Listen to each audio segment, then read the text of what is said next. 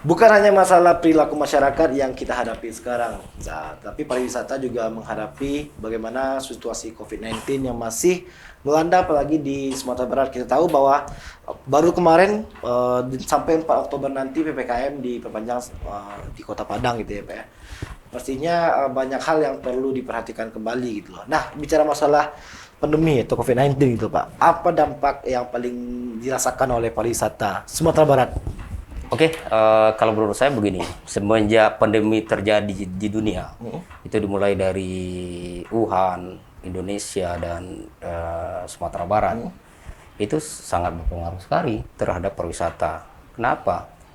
Di masa pandemi ini, orang dilarang keluar. Ya.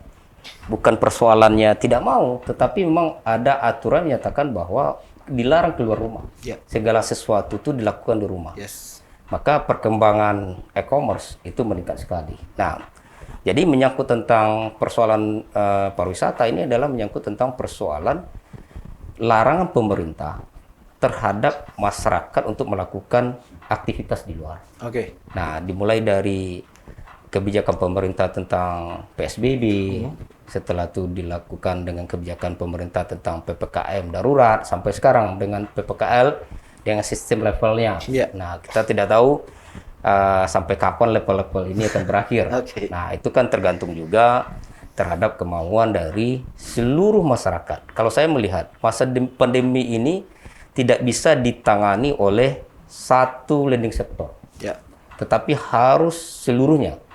Karena pandemi ini tidak memandang si A dan si B, tetapi ketika ketemu dengan dia langsung itu menjadi musuhnya. Dan dia hinggapi seperti itu. Nah, dan begitu juga kita melihat, kita sayangkan memang jalan koordinasi dan komunikasi yang dilakukan oleh pemerintah dalam penanganan pandemi ini sangat lamban. Ya. Saya pernah dulu sebagai narasumber pada saat itu dengan Lemhanas menyangkut tentang sistem keamanan nasional. Saya menyatakan bahwa COVID ini juga persoalan keamanan, tetapi non fisik. Ya. Nah, saya melihat pada saat itu saya mengusulkan adanya badan koordinasi, membentuk badan koordinasi, walaupun sebelumnya ada badan koordinasi yang dilakukan dan itu kurang berhasil. Nah, saya mengusulkan seperti itu. Contohnya seperti apa? Ketika terjadi bencana fisik, itu langsung ditangani oleh BNPB. Ya. Nah, ketika terjadi bencana non fisik seperti ini menyangkut tentang kesehatan, ini harusnya di bawah naungan Menteri Kesehatan. Ya. Tetapi kita lihat sekarang ini Satgas COVID itu bukan berasal dari Kesehatan. Nah, sehingga apa? Sehingga muncul kekeliruan pandangan di tengah-tengah masyarakat yang menyampaikan informasi itu bukan orang yang bukan berkompeten, dia kompeten di bidang, tapi menyangkut tentang penyakit ini bukan kompeten. Ya, betul. Sehingga apa? Muncul berita-berita hoax yang menyebar. Ada orang yang tidak percaya dengan COVID, ada vaksin dikatakan setelah divaksin sakit, mati dan lain sebagainya. Malahan ada dokter yang menyampaikan obat vaksin itu menyebabkan kematian. Ya. Nah, ini kan sebuah berita yang salah. Harusnya ini segera diatasi oleh pemerintah. Nah, sehingga apa? Kita merasakan dampaknya pandemi COVID ini berjalan lebih dari 1,5 tahun. Kita merasakan pada sampai saat ini. Mulai Maret 2020 sampai sekarang kita merasakan pandemi sampai saat ini, entah sampai kapan. Nah, di sini kita harus berpikir, kalau kita hanya mengandalkan masyarakat tidak aktivitas di luar tanpa ada amunisi yang diberikan oleh pemerintah, itu akan nonsen. Nah, apalagi yang kalangan menengah ke bawah. Artinya apa? Harus ada kolaborasi. Ketika masyarakat, pemerintah tidak mampu memberikan biaya hidup minimal bagi masyarakat, harus diberikan solusi. Ya. Solusinya apa? Silakan beraktivitas di luar, tetapi pemerintah menyediakan sarana dan prasarana yang menyangkut tentang protokol kesehatan. Dimanapun itu harus ada. Nah, dengan seperti itu, wisata tidak hancur, ekonomi masyarakat tidak hancur. Kita melihat pertumbuhan ekonomi sebelum pandemi di atas 5%. Di saat puncak pandemi, itu sampai minus 5% lebih Sumatera Barat. Dan ini disayangkan. Nah, jadi apa yang harus dilakukan? Ya, buka ruang, tetapi perketat protokol kesehatan. Dan itu harus ada penjagaan. Oke. Dengan cara apa? Ya memang berilah kesadaran. Saya melihat ada membaca sebuah artikel, ulama-ulama, ustadz-ustadz kampung itu perlu diberi pencerahan karena mereka lah yang akan menyampaikan informasi ke tengah masyarakat. Baik lagi kita yang tadi ya. Iya, kembali. Dan satu lagi begini, 1,5 tahun masyarakat disuruh diam di rumah, sekarang sudah saatnya masyarakat sudah jenuh. Ya. Kemana pelampiasannya? Ya ke tempat objek wisata. Lengkapi. Itu biarkan masyarakat ke sana tapi atur jarak. Nah, ini yang perlu diberlakukan sehingga apa? Ekonomi tetap tumbuh dan masyarakat tidak mati dan penanganan Covid cepat berlalu. Ya. Dan satu lagi, memang himbauan saya, persoalan vaksinasi perlu digerakkan. Tidak hanya, saya melihat begini, keterlibatan perguruan tinggi dalam melakukan vaksinasi itu masih tumpang tindih. Ya. Ada perguruan tinggi yang dipercepat vaksinasi, tapi perguruan tinggi yang lain diabaikan. Kita meyakini sekarang ini perguruan tinggi swasta itu 60% lebih banyak dibandingkan dengan perguruan tinggi. Nah, kalau semua sudah bergerak, herd imunitas itu bisa terbentuk. Gitu ya. Nah, kalau herd imunitas sudah terbentuk, kita sudah bisa bebas lagi berjalan dan perbaiki tempat-tempat objek wisata yang selama ini sudah tidak berjalan. Oke. Nah, itu yang dan saya yakin dan menggait dengan menggait apa wisatawan lokal. Oke. Nah, misalkan kalau belum bisa dari luar, yang lokal iya, juga yang diajak lokal. gitu ya, Pak ya? Kalau lokal itu juga menghabiskan duit ya. Ya. Ya bawa duit ke tempat itu, tapi sediakan fasilitas yang cukup. Yang cukup dan begitu juga harga yang terstandar. Gitu ya. Gitu. Karena masyarakat juga lagi babak belur sama Iya, perekonomiannya gitu ya, Pak ya? Gitu. Jadi dengan kondisi seperti itu, nah saya yakin ekonomi akan tumbuh. Nah, itu kan ibaratnya kita merasakan 1,5 tahun gitu, Pak. Iya. Betul. Dan sekarang mungkin kalau yang Bapak singgung tadi, wisatawan lokal udah mulai mengunjungi wisata destinasi mereka yang ada di Sumatera Barat gitu lah. Nah, bagaimana dampaknya gitu, Pak? Apa yang ada di destinasi atau pariwisata Sumatera Barat sekarang gitu loh? Setelah 1,5 tahun mereka dikunci dan sekarang mungkin udah mulai destinasinya mulai dikunjungi gitu loh. Ya begini, kalau saya melihat 1,5 tahun itu pariwisata hancur. Ya. Jadi memang sangat minus pendapatan mereka yang awalnya mereka mendapatkan pendapatan yang cukup untuk membiayai kehidupannya dengan tidak adanya orang berkunjung, malahan pada saat-saat tertentu dilarang berkunjung. Nah, itu sangat berdampak terhadap kehidupan mereka. Nah, kalau saya melihat pada saat ini, saya juga ada mengunjungi beberapa tempat wisata yang ada di Sumatera Barat, itu saya melihat sudah mulai tumbuh. Tetapi memang saya masih menyayangkan fasilitas tentang prokes itu masih kurang. Ada dibuat tempat cuci tangan, tapi airnya tidak ada. Gitu ya. Saya pernah itu, airnya tidak ada, sabunnya tidak ada. Nah, gimana kita mau menjaga kesehatan? Dan begitu juga tidak ada himbauan-himbauan yang bersifat komprehensif yang dilakukan oleh pemerintah. Misalkan membuat banner, ada tetapi minim gitu loh. Nah, di objek-objek vital kadang-kadang itu belum begitu kita lihat secara optimal. Artinya emang perlu fasilitas yang memadai supaya destinasi ini lebih diminati lagi gitu. Oh iya, karena betul. Kan kita tahu masyarakat pun masih banyak yang takut dengan Covid ini ya. Iya, Masih yang takut dengan Covid iya, gitu, betul. Gitu, ya. Artinya emang perlu waktu untuk beradaptasi dengan lingkungan yang baru kah gitu, Pak? Iya, ya, adaptasi lingkungan baru itu perlu. Jadi memang begini, kalau saya melihat begini, masyarakat tuh sudah persoalan dengan Covid ini masyarakat tuh sudah adaptasi loh. Malahan mereka tuh sudah mulai sadar. Keluar itu, kalau saya sendiri biasanya jarang pakai masker, sekarang kalau nggak keluar bermasker udah ada sesuatu yang kurang gitu loh. Sama dengan handphone, ya kan?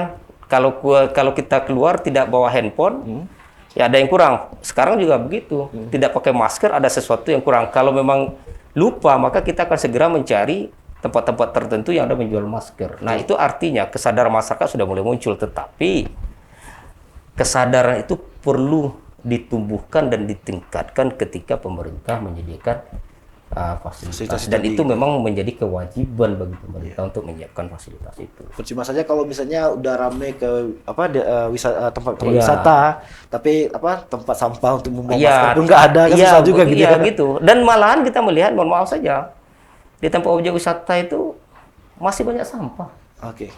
Padahal kebersihan tempat objek wisata itu sangat penting. Yes. Ya, saya pernah membawa teman saya ke suatu tempat di objek wisata Padang ini, mau makan, karena di depannya itu ada kotoran manusia, nggak jadi, pindah. Nah, ini sangat kita sayangkan. Pada saat itu kejadiannya saya itu di Pantai Air Manis tuh. Oke. Sampah, padahal tempat jalannya udah dibangun oleh pemerintah, bagus. Bagus. Tapi sampah di depan, apakah sampahnya alasannya ini dari sungai atau dari mana? Bagi wisatawan dia tidak mau. Nggak peduli tentang itu. Tetapi di tempat pantai itu, di bibir pantai itu ada sampah. Ya. Dan itu juga dibarengi dengan kotoran. Kotoran manusia. Dan begitu juga di Pantai Padang. Kita coba lihat. Bersih-bersih, tapi itu bersifat tentatif. Lihat di tepi ombaknya itu kulit kelapa berserakan di sana. Sehingga keindahan pantai yang seharusnya bisa dinikmati itu kurang. Apalagi Pantai Padang ini kan sunsetnya cukup indah, sambil minum es kelapa gitu ya. Kelapa muda itu kan. Nah, dan itu juga pernah saya teliti loh, Pantai Padang ini. Dua kali penelitian saya di sana tuh, menyangkut tentang pantai. Pertama persoalan sampah, yang kedua adalah persoalan tentang behavioral intention, yang menyangkut tentang Pantai Padang. Di Pantai Padang itu memang itu yang menjadi sebuah kelemahan. Orang tidak peduli tentang pelayanan, karena di situ tuh tidak ada karcis masuk, tiket masuk. Tetapi yang pedulikan oleh mereka itu adalah lingkungan sekitarnya, attraction-nya, daya tariknya, mempunyai daya tariknya itu bersih tidak. Betul. Jadi percumanya sunsetnya bagus, tapi lingkungan yang tempat kita duduk itu nggak bersih gitu. Nggak bersih. Nah, dan tong sampahnya kurang. Ya. Gitu loh. Nah, harusnya ini yang perlu kita benahi. Kalau ada sampah-sampah di pinggir jalan, dan begitu juga pantai sudah kita bangun baik, tetapi kadang-kadang bau amis. Karena saluran air tempat penjualan ikan itu tidak tersaluri dengan baik, sehingga apa? Airnya tergenang. Ya. Nah, dan itu menyebabkan bau yang tidak sedap. Dan itu akan mengganggu para wisatawan. Harusnya silahkan berdagang di situ, pemerintah menyiapkan alirannya sehingga itu tidak menyebabkan bau. Dan begitu juga pedagang jangan terlalu berjualan di tepi jalan sehingga memunculkan kemacetan. Kalau kemacetan itu juga mengakibatkan orang malas datang ke sana. Orang akan memilih tempat wisata lain. Ya. Ngapain datang ke sana dari ujung sampai ke ujung menghabiskan waktu 2 jam kan? Padahal pantainya kan tidak sampai 10 kilo. Ya. Nah, tapi sudah menghabiskan waktu yang begitu lama. Nah, ini yang perlu menjadi perhatian bagi kita semua. Artinya memang istilahnya masalah pariwisata sustainable bukan hanya apa yang dilakukan oleh pemerintah tapi juga masalah masyarakatnya juga dan masalah lingkungan juga gitu ya Pak ya. Betul. Jadi 3 aspek itu perlu menjadi perhatian adalah lingkungan, ekonomi. Wisata itu akan menentukan ekonomi masyarakat. Yang kedua perlu kita perhatikan bagaimana dengan lingkungannya, dan yang ketiga adalah menyangkut tentang sosialnya. Jangan ada di tempat-tempat wisata itu pemalakan. Artinya belum apa-apa orang sudah minta uang parkir, setelah itu pergi. Yang kedua adalah ngamen, sedikit maksa gitu loh. Belum pesen pun baru duduk tapi sudah ngamen. Dan kalau tidak dikasih, apalagi datang dengan berkeluarga, itu sedikit maksa. Nah, ini kan hal-hal yang kurang baik. Menurut saya boleh ngamen, tetapi memang di tempatnya, dibuat tempatnya. Nah, disilahkan di situ kayak konser atau seperti apa. Kalau orang dia akan memberikan sumbangannya. Nah, itu akan lebih baik, dan penataan itu juga perlu. Betul. Menurut saya seperti itu. Karena kayak kalau bisa di Kuala Lumpur di perempatannya itu Oh ya Pak iya, ya, ada betul. tempatnya gitu loh, buat itu ngamen gitu. Termasuk juga di Bandung kan ada juga tuh dekat apa nama kereta api. Ya, orang kan ngamen di situ. Dia buat Ada tempat, ada space-nya gitu. ada bukan space-nya. sembarang Silakan tempat di gitu. situ. Mau berbuat kreasi apa, kreativitas seperti apa silakan. Karena Nah, kreativitas pun pasti bisa bakal ada bayarannya nanti iya gitu ya, Pak ya. betul. Nah, kalau itu dikelola secara baik. Tapi kalau maksa nggak ada yang mau bayar. Nggak ada yang mau Kalau ngasih gitu ya. maksa orang kan bayarnya sekali dan impact-nya itu sangat luar biasa. Apalagi dengan dunia maya sekarang ini kan. Nah, saya pergi ke destinasi wisata itu bla bla bla bla dan itu akan dilihat oleh semua orang. Dan itu akan memperburuk citra. Kalau wisata Sumatera Barat sudah kehilangan gairah orang tuh berkunjung, saya yakin Sumatera Barat bukan menjadi sesuatu hal yang menarik lagi. Oke, luar biasa. Apalagi masyarakat di Sumatera Barat ini mempunyai berbagai macam bentuk keunikan yang sangat luar biasa. Kalau ini memang dikelola secara baik. Sip. Artinya memang perlu koordinasi dan kolaborasi Oh iya. antar banyak pihak gitu ya Pak Oh ya. iya, betul. Nah kalau bisa kita tanyakan prediksi ya gitu Pak. Mungkin ibaratnya destinasi wisata Sumatera Barat itu luar biasa. Iya. Dan mungkin seperti yang Pak bilang tadi ada Mande, belum lagi Menhir yang dari Tanah Datar dan segala Iya, macamnya iya, gitu loh. betul. Dan sekarang situasi mungkin bisa dikatakan ya walaupun masih situasi COVID, pandemi COVID, tapi mungkin masyarakat sudah mulai berdatangan walaupun itu situasi dari lokal gitu ya. Dan seperti hal yang udah kita bahas tadi juga, prediksi Bapak seperti apa Pak? Pariwisata Sumatera Barat bakal bisa semaju dengan provinsi yang lain itu seperti apa gitu? Ya, kalau menurut saya begini, ada dua hal yang perlu kita perhatikan. Yang pertama adalah kalau masyarakatnya, ini perlu kerja kita bersama. Kalau masyarakat tempat menerima wisatawan itu berada pada satu destinasi wisata itu bisa berubah. Saya yakin Sumatera Barat itu menjadi sebuah rujukan wisatawan, baik itu mancanegara maupun itu secara nasional. Tetapi ketika perilaku masyarakat ini tidak berubah, maka orang akan mencari alternatif lain karena masih banyak tempat-tempat wisata yang bisa dikunjungi. Nah, justru itu saya berharap kalau melihat kondisi yang ada pada saat ini, saya masih punya optimisme terhadap wisatawan Sumatera Barat ini akan berkembang.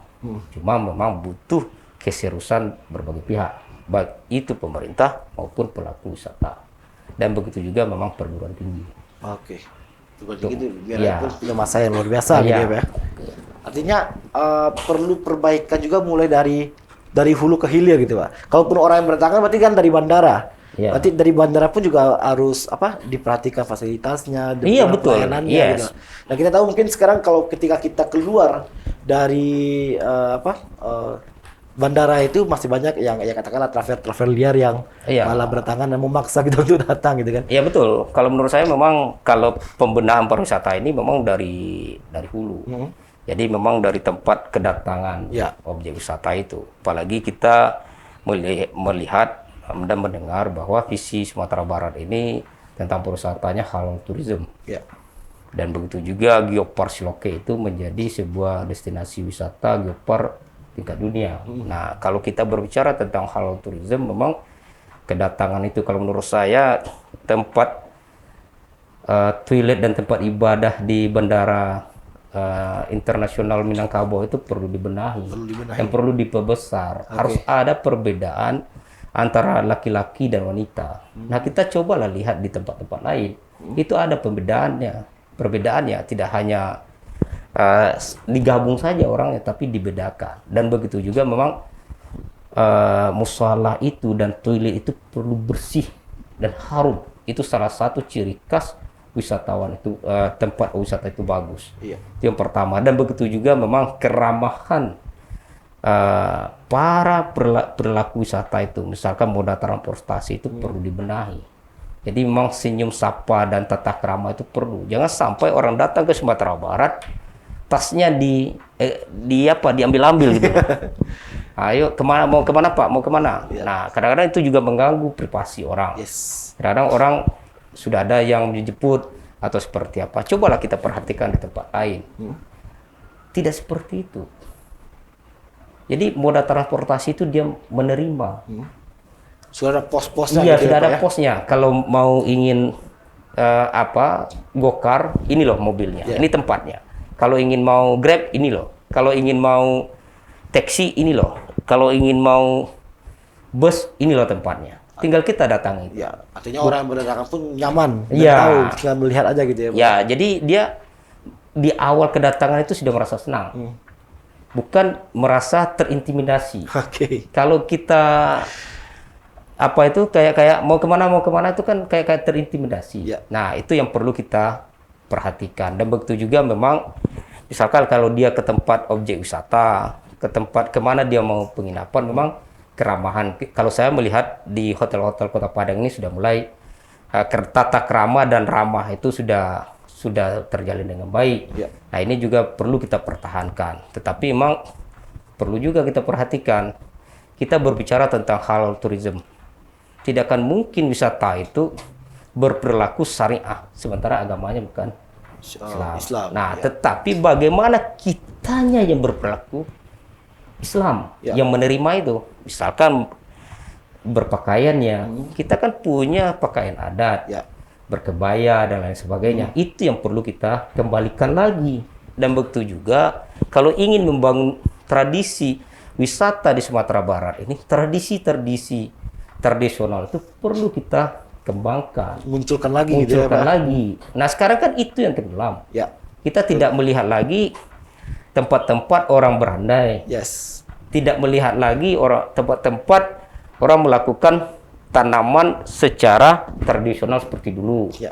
Ya kan? Nah, hal-hal seperti itu yang perlu kita munculkan dan gali lagi. Karena kita kaya dengan budaya juga gitu ya, Pak ya. Apalagi budaya kita matrilinear. Matrilinear ini hanya 2 di dunia loh. Orang patrilinear. Nah, tradisi-tradisi membuat rendang, membuat tradisi membuat lamang, tradisi melamar itu kan juga perlu kita lestarikan. Betul. Nah, inilah menjadi sebuah topik-topik kajian. Kita ini kaya loh dengan tradisi, tapi itu tidak pernah lagi kita sudah tenggelam. Sudah tenggelam. Ya, kajian-kajian tolak bala ya kan. Betul. Nah, apalagi masa-masa itu kan Pacu Jawi ya, Pak ya. Iya, Pacu Jawi. Itu kan juga menjadi daya tarik loh. Daya tarik bagi masyarakat. Dan pernah saya satu kali ke Sungai Pinang pesisir selatan. Itu wisatawan itu datang tanpa tahu loh oleh pemerintah. Dia datang ke masyarakat, nginap di rumah masyarakat, merasakan bagaimana enaknya di tengah sawah itu. Sementara di kampung mereka kan nggak punya sawah, nggak punya lumpur. Nah, iya mereka ingin merasakan gimana menanam padi, menjaring ikan. Nah, itu kan wisata-wisata edukasi. Artinya wisata-wisata edukasi, wisata alam. Iya, wisata alam. Nah, harus dikembangkan. Harus dikembangkan. Edukasi itu perlu sambil dia melihat keindahan alam yang masih asri. Nah, ini kan menjadi sesuatu yang menarik.